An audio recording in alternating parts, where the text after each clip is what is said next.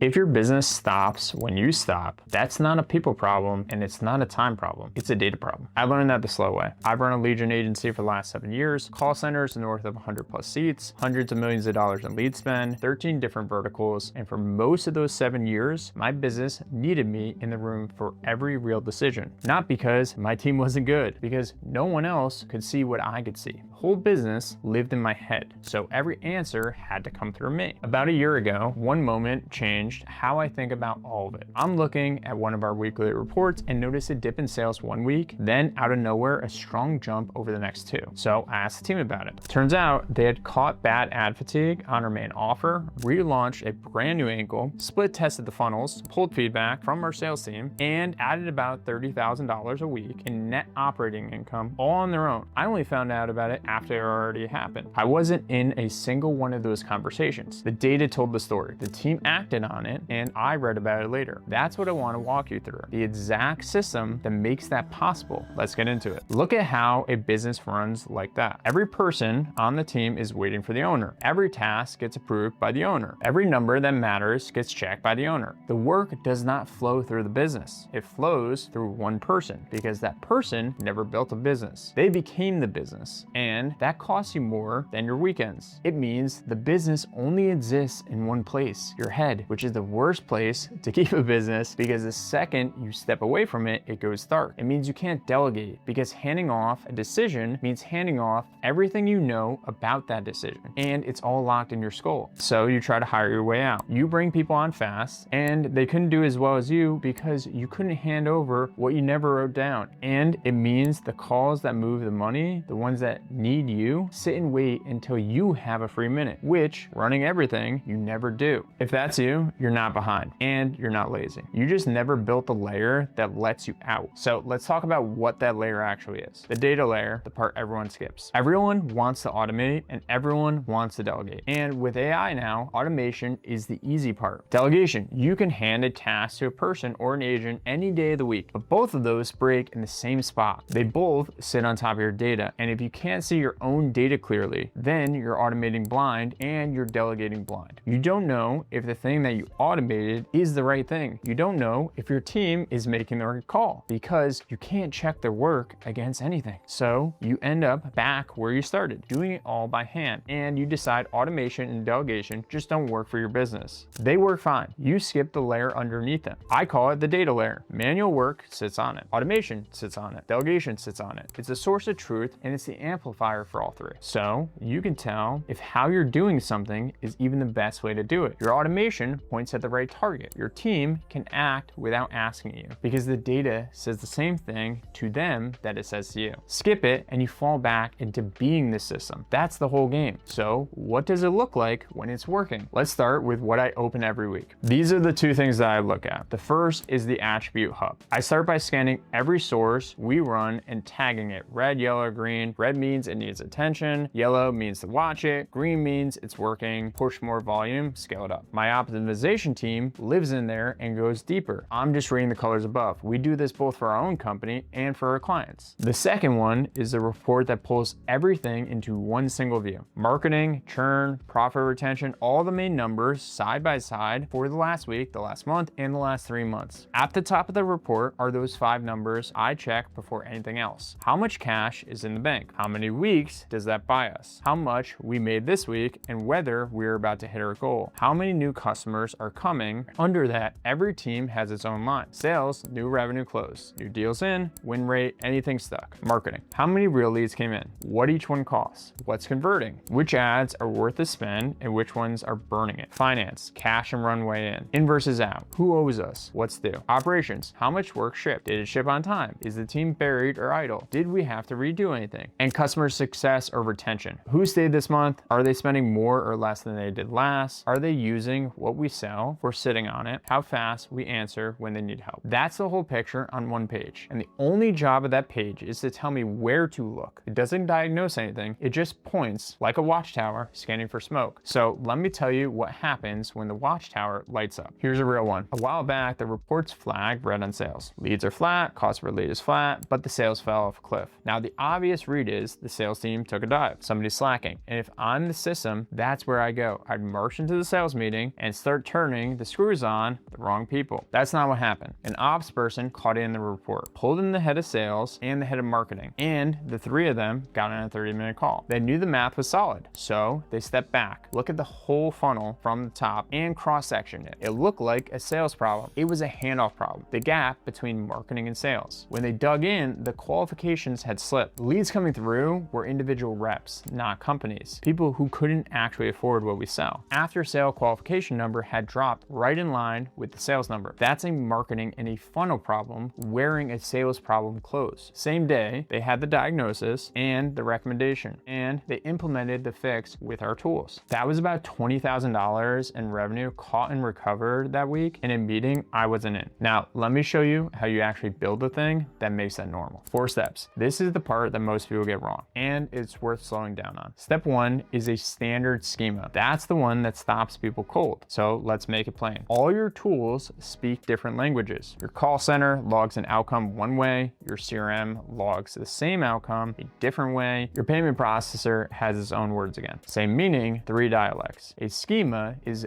one language you invent that they all have to speak before the data lands in your reports. Think of it like this. Your schema is English. You've got someone speaking French, someone Italian, someone Portuguese. As long as everything arrives in English, you can read all of it, and so can your team. Nobody's translating on the fly. Step 2, you aggregate it and give it context. Not just current numbers, but a historical view next to the live view, so when you hand it to AI, it understands what it's actually looking at. The normalized schema tells the AI what each field means. The history tells it what normal looks like. Without that, every tool is just shouting numbers that don't connect. Step 3, you define your important metrics and you build the automated report. That's the watchtower I showed you. It runs on its own, the team opens it, and it tells everyone where to look. That report doesn't solve anything by itself. It's the magnifying glass it points. And step 4 is where the money is. You find the issue by looking at the gap between 2 numbers. That's where the truth hides. Same leads, same cost, but sales drops. The answer's in the gap between leads and closes. Strong sales, but cash is tight. The answer is in the gap between revenue and collections. The high-level report shows you which 2 numbers stopped agreeing. Then you dive into the gap and you find the cost. That's the move. That's the whole thing your team can run on without you, because the data drew them a map and the gap drew them the X. Now, if you're sitting there thinking, this is a lot, where do I even start? I made something for exactly that. It's a breakdown of the main numbers you need to be able to see by the end of today. The ones that matter on a yearly, quarterly, monthly, weekly, and daily basis, why each one matters, and how to pull it. It's the fastest version of step 3 you can do without building the whole layer first. It's free. The link is in the description. Go grab it and you'll have your starting set of numbers today.